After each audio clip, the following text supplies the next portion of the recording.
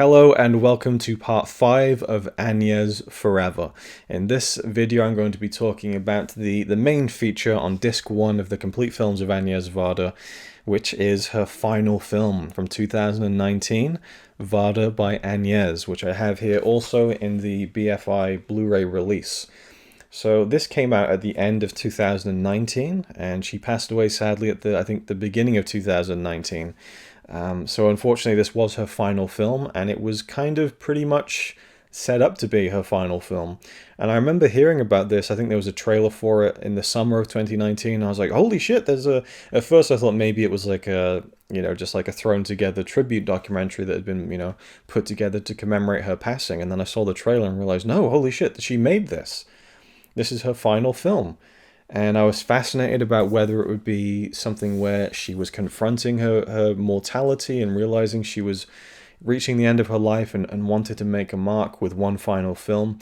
The Criterion box set and the supplements on the first disc answered that question for me, finally, after wondering about it for a good year, that the idea for this film came from her daughter, Rosalie Varda. She kind of suggested to her mother, like, when you pass away, which, time is running out, and I didn't even know that she had breast cancer, so I'm not sure what the timeline is.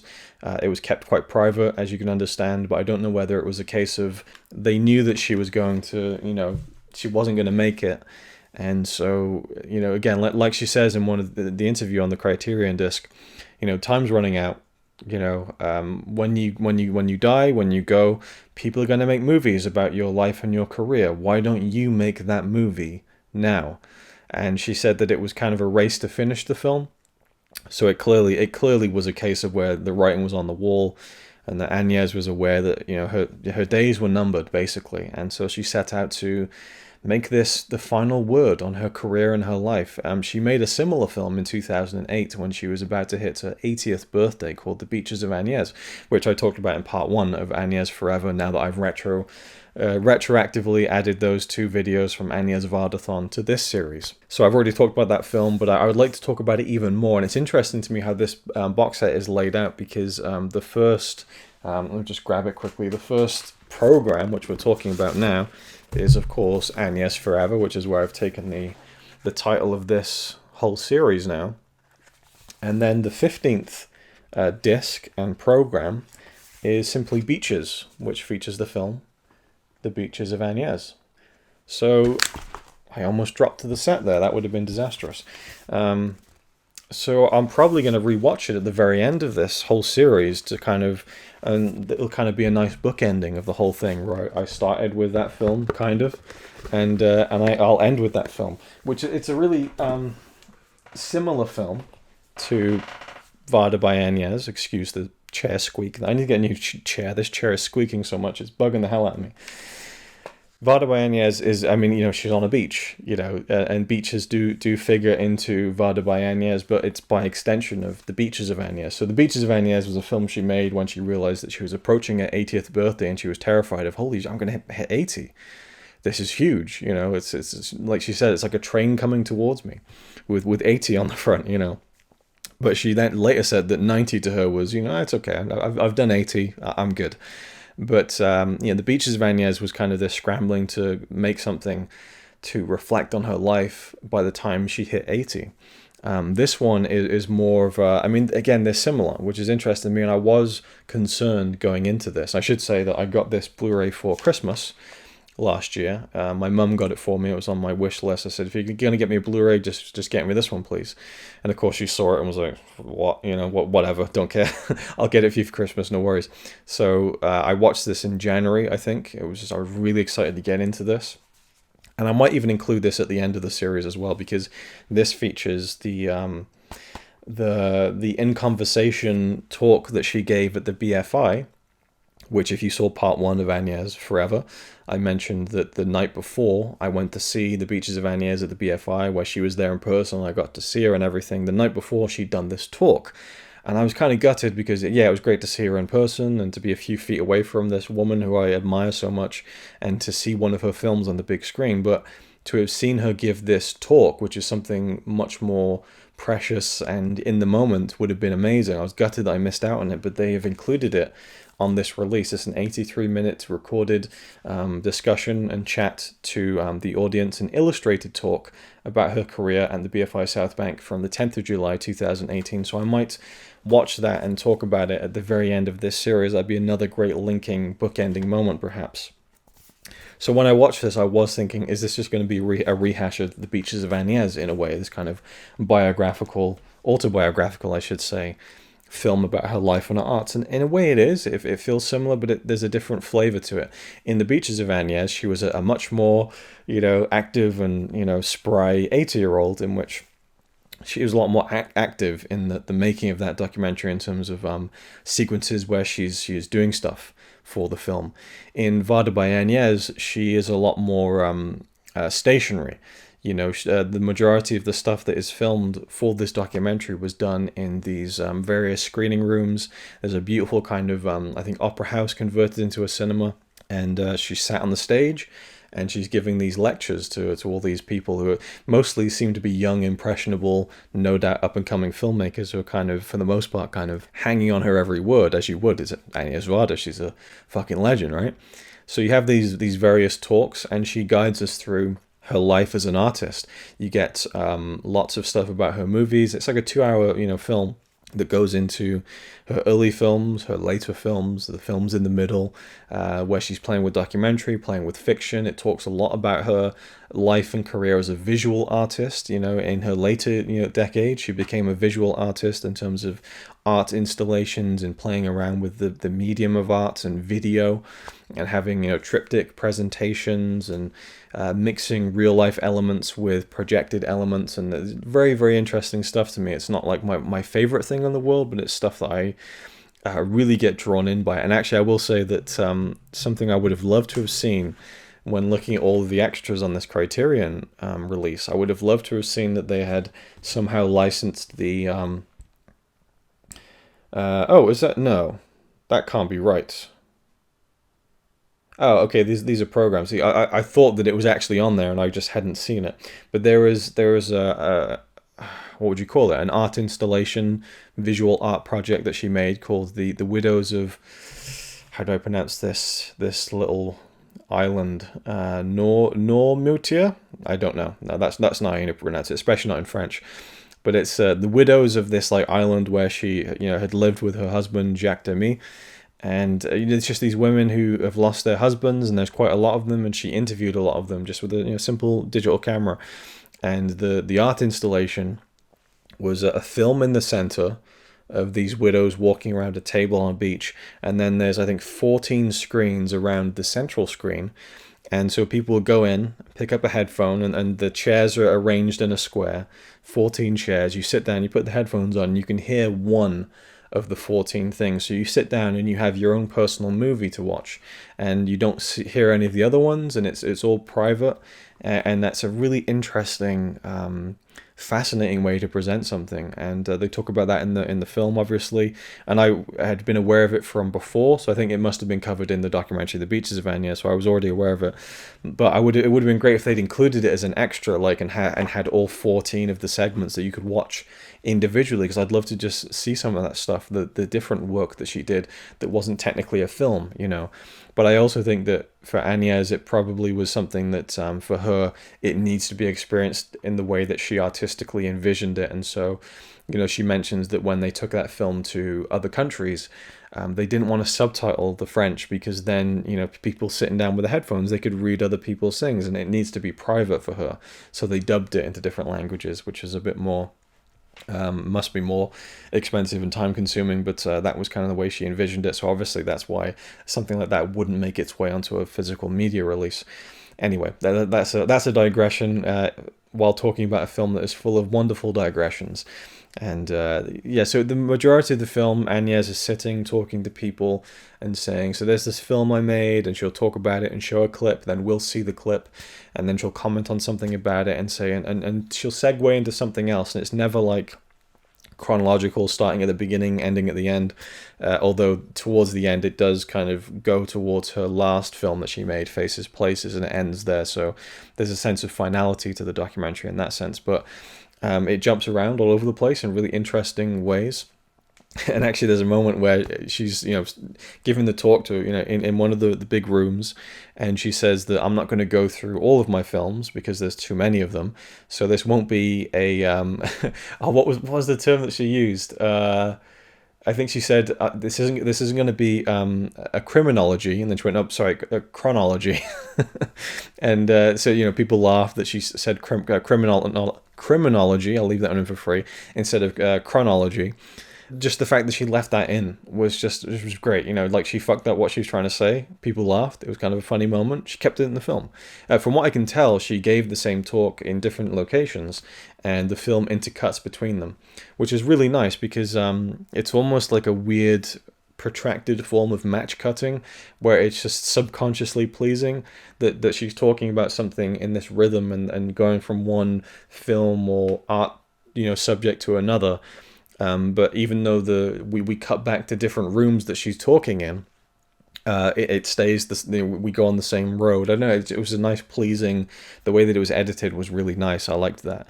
And there's actually I like how she played with that a little bit too, because the first hour and a half of the film, she is giving talks to people on her own. About an hour into the movie, she's in a different location, and a guy who works at the art museum that they're giving the talk in, he joins her on stage and talks about some of her beginnings in the world of art installation and being a visual artist, and how he helped her, and he acquired some of her visual art pieces and things like that, and the cinema shacks that she used to make, which are really interesting. And again, I don't want to go into everything and leave some of the things for you to discover if you haven't seen these films. But in the last half hour of the film, she's no longer sitting in the rooms with all the people listening to her. She's now in her garden at her home. I'm assuming that's where it is, because I've seen her do many interviews and introductions and things like that in that kind of yard. So that must be where it is. And so suddenly what has been this act of sharing her story with a large audience now gets shrunk down to her in her garden, now just addressing the camera and us. And as we move towards the end of the film, and as the whole story begins to funnel towards the end of Agnés's life, it becomes a more intimate connection between her and us, the audience. And I found that really moving in a very subtle way. It wasn't like an obvious thing, but I was starting to think, oh, wait, we're not seeing the audiences anymore. It's just her in her yard. And I noticed that one of her front teeth was missing. And it felt to me that, like, and I might be reading too much into this, but this is my thought process, was that, well, she probably thought, well, one of my teeth has fallen out, but what am I going to do? I haven't got long left, right? And also, like I said, just as it's beginning to kind of reach the end, and she's just sat in her garden talking to us and giving us the last few moments of context of the things that she's showing us on camera.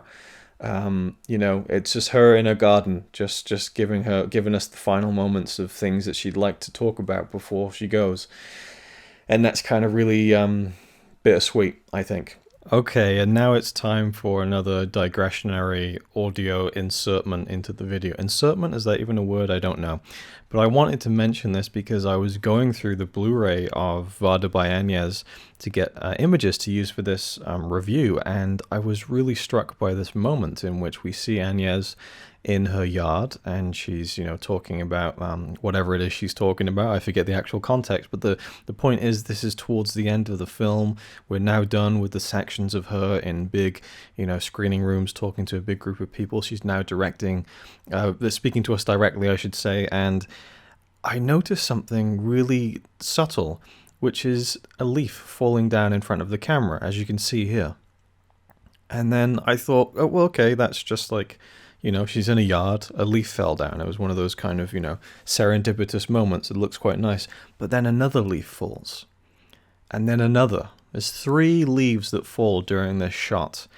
And there's no way that someone like Agnés, while making her final film, is going to have that in the shot without it meaning something, or at least without her purposefully doing it. Maybe for her it was simply a case of, maybe it'd be nice to have some leaves falling. What's the reason? I don't know, I just like it. That's perfectly, that could be the actual case. But I think that the idea of leaves falling, and I hate to be that person who reads too much into things, but this is a film about, well, it's not even about the end of her life, really. It's But you know, it ends up feeling that way because of the nature in which it was made and the time in which it was made, right before her death. But you think of falling leaves, and you do think of something that's dying, but it's not a complete death, which is the kind of the way that I view her. She was such a force of nature in this box set that features all of her films. And you know, the title of this series, Agnès Forever, you know, her films will live on, and by extension of that, she will live on because she is such a part of her own movies, you know, including this one, obviously for obvious reasons, but even films in which she doesn't star. There's so much of her imprint in them.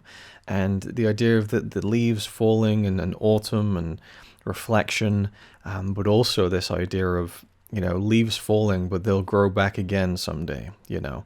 And there's something nice about that. And I might be reading too much into it, but that detail just really caught me off guard, took my breath away, and just made me appreciate this film even more. It's such a small micro detail, but it just really rounds the whole film off for me. It makes me love it even more. And one other thing is that I love her actual final 2 camera shots. You know, speaking to the camera shot in this film, is this one with her cat. And, you know, as a cat lover, I appreciate that, you know, that maybe she had it in mind that, okay, you know, according to what I've planned out for this film, this is going to be my last shot to camera ever. I'm going to have my cat with me. And that's just really, really lovely. So I just wanted to comment on that. But there's a few little fun, this is a brilliant moment actually, but I like how there's various shots. I mean, it's not just her sat in a screening room talking to a bunch of people. There's like interesting shots where the camera's behind her and we see like the chair here with her name on it, Agnès V. So we'll have like the camera shot of that, but you know, from behind, and you have the very distinctive Agnès bowl cut with the two-tone hair, and then you see the audience, you see them looking at her as she's talking at times, which is really nice. And it's just very intimate, even with the big rooms. It's intimate, I feel like. And I remember the first time I watched it, I was studying everyone's faces to see like, is anyone not, you know, savoring this moment, because I felt like this is such a gift that people would be given if they were in that room with her, to hear her story and stories and all the things that she'd like to say. But even then, it's like a 2-hour film. I forget the exact running time, 115 minutes, and you know, she's just very briefly kind of glancing over a lot of her work. There's just so much. She goes into the photography that she used to do in the 50s, and there's a nice moment where she pulls open a drawer and we see the back of her head, and she's like, now for some self-portraits, and her head looks up and we see on the wall various self-portraits that she's done over the years. And so there are those nice things that were filmed for this documentary specifically. The main one being, before I get to that, like the one thing I really loved about the segments where she's giving the talks to people is when she's on a beach, which, you know, it's an Agnès documentary. You should probably have a beach in there somewhere, right? And so she has all these little fake bird cutouts and children, and just the idea of her sat there with children running around and these birds. And she talks about how, I like talking to the birds, and whether they're fake or they're real, they don't understand me either way, but I like it, you know. And then she talks about how the 3 things, let me try if I can remember this, the 3 things that are the most important to her when it comes to making a film or making art, even, you know, to go beyond just the confines of a film, is creation. It starts with inspiration. So inspiration, creation, and sharing. So, you know, inspiration of the things that you find and you take and you use to make something else, and that's how and then you create it, and then you share it with people. And the scene of her on the beach, she's talking about how that's the biggest fear, that you make something and you've got no one to share it with, you know, no one wants to see it or whatever. And there's a moment where she puts her hand on her head and is going like that with the arms going up as in like a kind of, oh no, and the birds, the fake cutouts, like disappear in like a stop motion effect. And then suddenly we cut to this empty screening room and her hands are up like that, and then they come down. And it's just this fucking chilling, like haunting visual. It's like beautiful, just her with her arms up. And it's shot from behind, so you just see the back of her head and the arms and the empty screening room, and her hands come down. It almost gives me chills. You know, it's just like this, it's this master of cinema in this empty screening room. The visual of it is kind of, it's beautiful. I love that moment so much. But the most elaborate section of the film, in which she is she's gone out and filmed something for this documentary. Because then you got to remember, she's like 90 years old at the time and was struggling with breast cancer, so it must have been really difficult for her to kind of just get up and to make things. So I think her sitting down in front of an audience and giving chats about her career, and then morphing that into the film, was like a not an easy way to do it, but a less strenuous way for her to do this, because the way Agnès is, that she'd want to be kind of running around and doing things and kind of being active in the making of this film, but that obviously wasn't quite as possible as it had been before. But the most elaborate sequence in this film that was filmed for it is an ode to her 1985 film Vagabond, which has 13 tracking shots from right to left.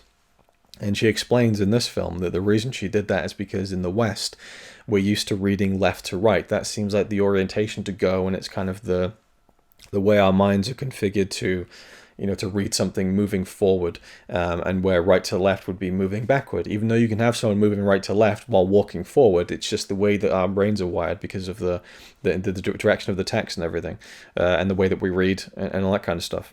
And so she wanted it to be a little bit disconcerting. And I'm kind of embellishing a lot here. She didn't say all this, but I'm kind of expanding upon kind of the idea that she was presenting. And so in the film Vagabond, there's these tracking shots, which I must have talked about in the review for Vagabond. And there's 13 of them throughout the film. And they'll follow Mona through the countryside or wherever she's walking in the film. And then the camera will stop on a particular object or kind of, notable item of interest, and then the film continues, and the next tracking shot will begin with something similar that kind of makes a connection in your brain. It's kind of this subliminal matching of the tracking shots, and so you could conceivably cut them all together, and they would make some kind of match cutting sense as we kind of take this journey backward in a way, even though she's moving forward, because the film of course opens with Mona as this homeless woman dead in a field, and the film tells the story of how she gets there. And in these kind of almost reverse, backwards tracking shots, which are kind of, a little bit more subtle than that. They don't feel like it, but when you think about it, that's the way that they are. So in this film, VARDA by Agnès, we see, this 90-year-old Agnès on this tracking dolly, and she sat there and she's like very expressively explaining to us her idea behind these tracking shots, and there's like a guy there with a cardboard cutout camera, filming her. And then we're tracking along with her on this dolly, so there's two dollies in play here. And then she mentions the object that the tracking shots will end on. And so then the camera moves past Agnès and turns around, and we see a tractor. And it really made me smile, both the first time I saw it and this time revisiting the film. And then it cuts to Vagabond, where a tracking shot begins with a tractor. And so it's this dialogue between the two films that she's made, her final film and the one that she made 30 plus years before that.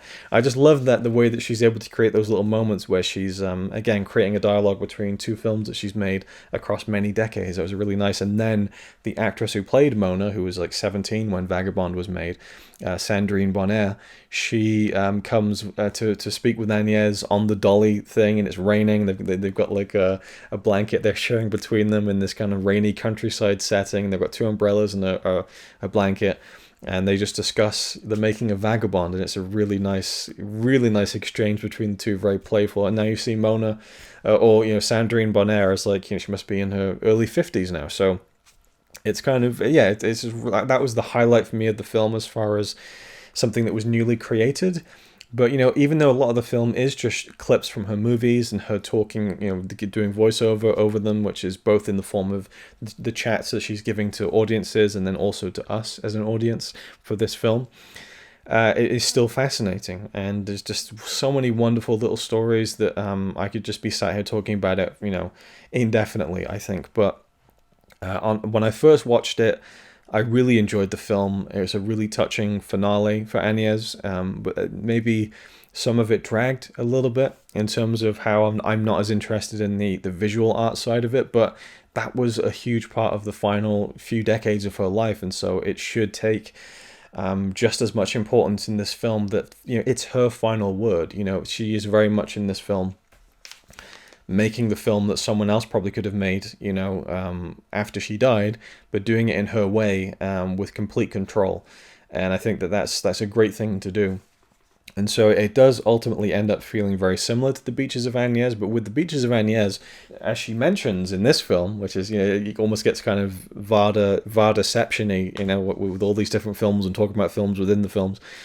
But she mentions how with the Beaches of Agnès, I'm approaching 80. I felt like I needed to make a film to look back on my life as an artist and my films and mark the occasion of turning 80, but I often found myself being more interested in other people, like the scene in the Beaches of Agnès when she goes back to her childhood home and she finds that she just doesn't feel anything. It's like, there's no emotion here. Like, I lived here when I was a kid. I can recognize stuff, but it's not really, it's not that profound, But she finds the people who lived in the apartment where she grew up in really fascinating. This guy who collects these model trains, like an obscenely expensive collection, and he calls himself a trainopath, and she finds this very funny.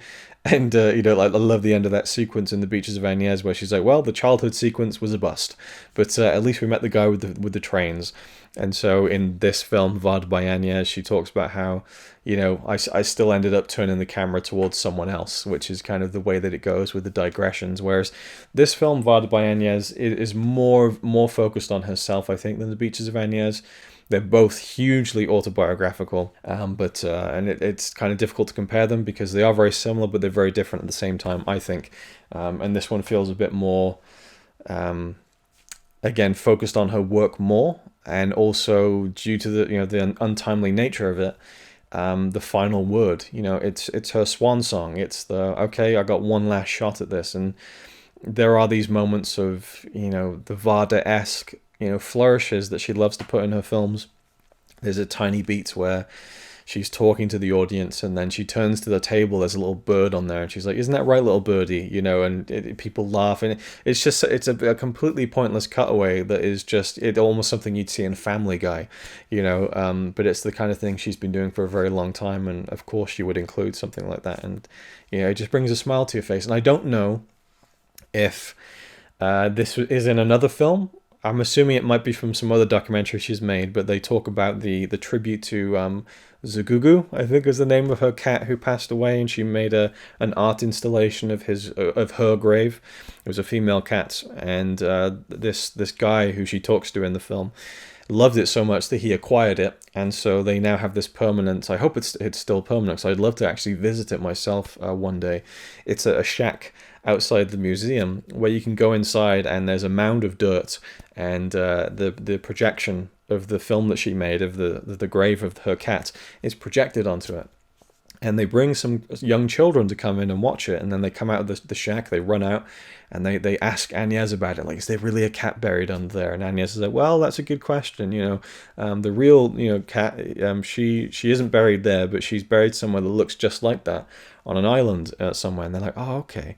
And this young boy is like, yeah, it's strange, I haven't been to like many cemeteries or anything, but funerals are supposed to be kind of sad because something or someone's died, but it was kind of nice, like a lot of bright colors, and and he kind of found the positive in it, and kind of this weird very adult way of looking at it. And there's this one girl who runs back inside the shack to watch it again, and she's like, I came back to watch it again on my own because it's just different when you watch a film on your own. Like, and I just loved that moment. It was just such a beautiful little aside, and I don't know if it appears elsewhere, and I'm sure once I finish working my way through this box set I'll be able to tell you that, but that was one of my favorite moments of the whole film for me.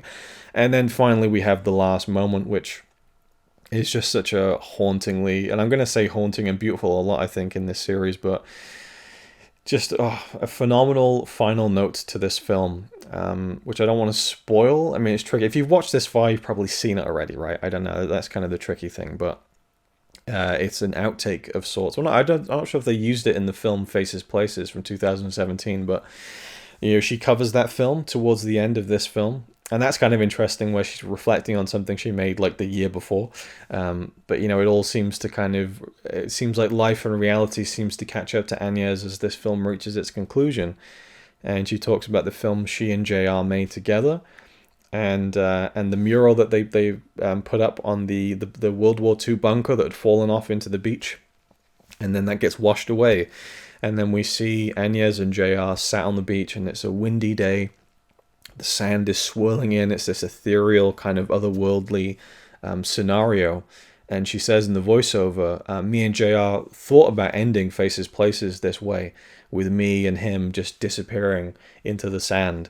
And I think that's how I'll end this little chat, with me disappearing into a blur. And then they just fade away as the sand and the wind comes in.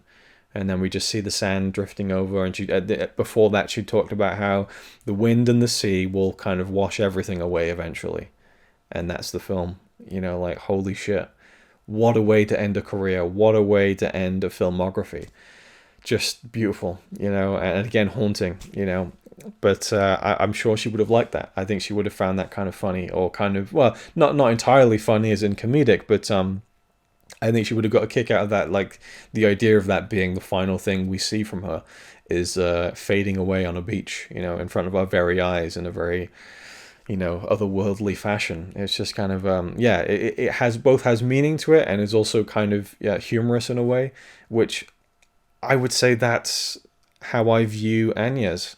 She's a very funny woman who has a lot of meaning to her, and her films always seem to reflect that to me. There's always these moments of humor, and there's these moments of real, oh wow, you know, something that really gets you deep. And that's, yeah, so I love the film. I wasn't planning on revisiting this one, but once I was digging through the first disc, I thought, let's watch it again. And I do think that it's not a film I would watch over and over again because of the repetitive nature of seeing a lot of the clips from her films that I've already seen and so on. And again, I'd already watched this, maybe 9 months ago. But I think it's something that I will go back to more than some of her other films, because it is it's just such a nice final word. Okay, I keep going back to that. But it's so rare that a filmmaker or an artist of any kind is able to kind of get in there before they pass away and say, okay, this is the last thing I want to say, or this is what I want to leave you with. You know, Bowie, kind of took a shot at it with his last album. I'm not a fan of him. Well, I'm not a fan of him, but I don't know much about him in terms of that. But I know that, you know, he was someone who was facing mortality and decided to address that in a final work, which I haven't listened to or anything like that. But when it came out, I remember people really responding to not just the work itself, but the idea of releasing it after he passed away, and that he was working on it before he died. And it's a similar vibe here. And so it's a credit to her daughter who really got the ball rolling on this film, I think. And I guess pushing her mother to kind of like, you know, if anyone's going to make this film about your life, it should be you, you know? So, yeah, anyway, I could just ramble on and on, so I'll leave it there. Wonderful film. And that was disc 1. So, yeah, 3 videos on 1 disc. I don't know how I'm going to approach this moving forward, but we'll see. You know, I'm excited to kind of keep going. I have no idea how frequent or infrequent these episodes will be, but right now, I'm really enjoying it. And I will say at this point, and I think I'll probably have said that in part 3. Already from this 1 disc, I'm almost completely satisfied with the set, which is crazy. You know, there's like, you know, it's not even a tenth of what this set has to offer. And you know, I had such a great experience with this 1 disc alone that I'm almost like, what's the term? I'm almost like terrified to see if like more is going to live up to it, or wholly excited that more is going to live up to it. You know, it's like, wow, there's so much more to be excited about. But oh no, what if it doesn't live up to it? You know, because for the most part, I've watched and enjoyed her later works. You know, hasn't been a lot of her earlier stuff. In fact, I would say that pre-1985. I haven't really seen much, if anything, except for her first film, La Pointe Courte, which is from 1954, I think, 1955. So, yeah, it'd be interesting to dig into like the 50s, 60s, and 70s Agnès Varda stuff and see if I respond to that anywhere near as much as I do the other stuff. But there's still stuff in the 80s I haven't seen, 90s I haven't seen, so there's a lot to get through. And I'm really excited too. So I'll leave it there for now. Thank you for watching. Love this film. What a brilliant thing she was able to do on her way out. You know, just brilliant. And so rest in peace, Agnès. Like, absolute hero. Just today alone, after finishing the first disc, I was walking to the shop and I'm just like, fuck, I just want to make films. You know, And sometimes in my life I feel like I've wasted so much time not making films and doing this, making YouTube videos instead of making films. And it's always like, well, I don't have people to help me make films. I don't have this, I don't have that. And I just feel like Agnès is kind of reaching out at the screen in this film and all of her films and going like, you know, hello, just do it, you know, just go out there and do it. It doesn't matter. Just do it, you know, make films, do what you want. That's the message I get from her. Not directly, but in a roundabout way, that's the vibe that I feel like she just exuded through her work. And this film just really hammers that through to me. You look at just the huge amount of stuff she did in her life, from filmmaking to photography to visual art. It's staggering, you know. Anyway, I'm going to head out now. Thank you for watching, and I'll see you in the next one. Je suis revenue parce que c'est mieux de regarder le film quand on est tout seul, on sent mieux les choses du film. Moi aussi, quand je suis seule et au bord de la mer, je sens mieux les choses.